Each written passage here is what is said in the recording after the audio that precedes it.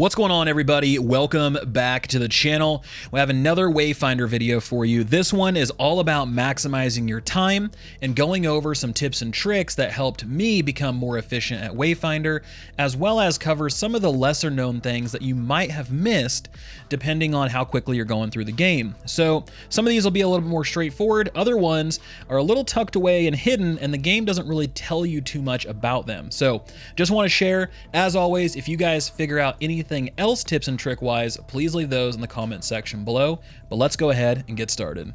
Our first tip revolves around imbuements. So imbuements are going to influence what type of expedition you're going to get. If you run expedition by itself with no imbuements, you're going to get the same thing every time. But as you go through and you put different imbuements, you're also going to get that mutator for sure, but it's also going to influence what type of events you see, as well as what type of resources are available during that expedition. So by itself, the expedition Undercroft is going to drop silver spectra. However, as you go through and put in things like double flora, you're going to get verdant spectra. So going through and adjusting these imbuements is going to be key to understanding where to find resources, as well as helping kind of fine tune and narrow down the number of events or type of events that you might see during these expeditions. Our next tip involves Foreman Ruby. Now, if you're somebody like me and you don't get too involved in the housing system in Wayfinder, it's very easy to forget about Ruby. She's off the beaten path, she's over to the side, and you don't run by her very often. However, she has some very powerful things that you can craft that you can easily forget about.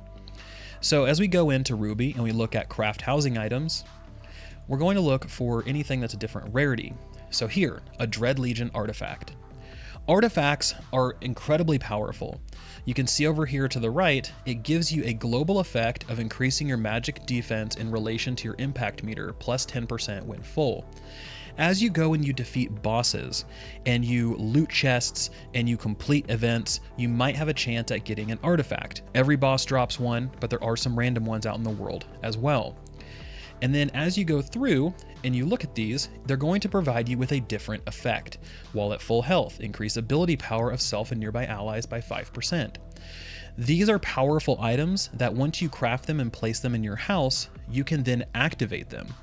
So if we go and we take a look at what I have, go into your character menu and click on artifacts, you can see I have this Nexus of Memories 1 active. You do have an artifact power cap of 10, so be aware of that. However, this allows you to give your characters a little bit more oomph and give you a little bit more boost to your build. That way maybe you can get over a hump, or maybe help you out on mythic hunts, or cover up some weaknesses that you might have in your resistances. So make sure to check Ruby and see what she has to offer. Our next tip comes with our resonance caches. Your resonance caches are these up at the very top. These are your medium, large, and small Wayfinder experience caches. These allow you to spend experience to level up a character. This is incredibly powerful because as you go through and you play the game, you're going to have a character naturally you're either going to play most of the time, or that you've been playing since the beginning, and they're going to be level 25, level 30, while your other characters are still level 10 or level 12. So being able to use these experience caches is going to help bring some of those other characters along and keep them caught up with your main character. So there are two things here. One, make sure to use these experience caches. You can see the XP value listed here. Large ones are incredibly powerful, so make sure to use those wisely. And then medium ones, you tend to get a ton of these, so you can kind of use these a little bit more willy-nilly. But what I did for the first, I'd say, few hours is sit here and click my mouse to get the amount I wanted. That's great and all. You can use the arrow keys on your keyboard to simply rock these out like this. So this just makes life a little bit easier rather than sitting there and trying to spam click and go all the way to whatever number you're looking for. So make sure to use those to your advantage, and this works for anything, whether it's crafting multiple items, whether it's crafting imbuements, anything that has this type of system where it has these two arrows side to side, you can craft maximum quantities. You can use your arrow keys to make things a little bit easier. That way you're not sitting there blowing out your finger while you're trying to get the quantity where you want it. The next thing I want to talk about is Avarys. Avarys is a unique vendor that shows up everywhere. He has a chance to show up in expeditions, he has a chance to show up out in the world, and he'll definitely always be here in Skylight. But depending on where he shows up, his inventory will be different.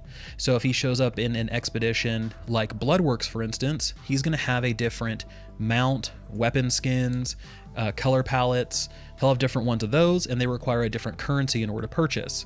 If he shows up in Reaver Woods, he'll again require a different currency and have different things to purchase. So this kind of gives you a little bit of a chase to figure out where he's going to be and what he's going to sell if you're looking to collect all the mounts and collect all of the cosmetics. Now, if you visit him out in Skylight, this one's going to be a little different because these require, I believe they're called Founders Tokens, and these are for people who had played Wayfinder back in the day and they had spent money or purchased or whatever. You get Founders Tokens. And once you get Founders Tokens, you can go out and you can buy some of these things. So here's like a mount, right? A Gorehound. Here's a pet that can be placed in your home, etc. And so once you have these, you can go purchase them. Now, Founders Tokens, I don't believe are earnable in game. I think this is just the way it is. But going and looking out in the actual expeditions, he has some really cool stuff. The mounts and the weapon cosmetics being the two big chase items. This last tip is one that's not exactly hidden, nothing kind of under the rug, but this is something that I just want to bring up because I've had some people talk about some of their frustrations with dying during boss battles and then having to restart with the boss at full health. If you go into your consumables, there's a consumable called a Golden Phoenix Oil. This will bring you back from the edge of the gloom, aka when you're down. This will bring you back with 60% HP and satiates the user, so you can't use another one for a little bit. It also increases your XP gains by 3%, so you do have that as well. But this is activated once you go down. So once you get out of health, you drop to the ground, you have a quick 10-second timer to use a Phoenix Oil to get back up into the fight. If you do, you're back just like nothing happened. So again, use this to kind of get out of jail free and help overcome some of those boss fights you might get stuck on. And let's talk about some of the other consumables. These are incredibly powerful. Make sure to use these. There are different ones. You have empowered, you have graders, you have filtered, you have unfiltered. All of these do a different thing. So make sure to use these because not only do they increase your experience and some buffs, but you can have multiple of these at one time. So you can do an unfiltered Arc Blessed Drought plus a basic Stomper Blood Brew. So it isn't just pick one and go, you can do multiples. All right, guys, that wraps up this video. Let me know what tips and tricks you've discovered in the comment section below, because I guarantee you guys know some things that I don't know, and I love to share knowledge. So thank you guys so much for watching. This has been Vulkan, and I'll talk to you next time.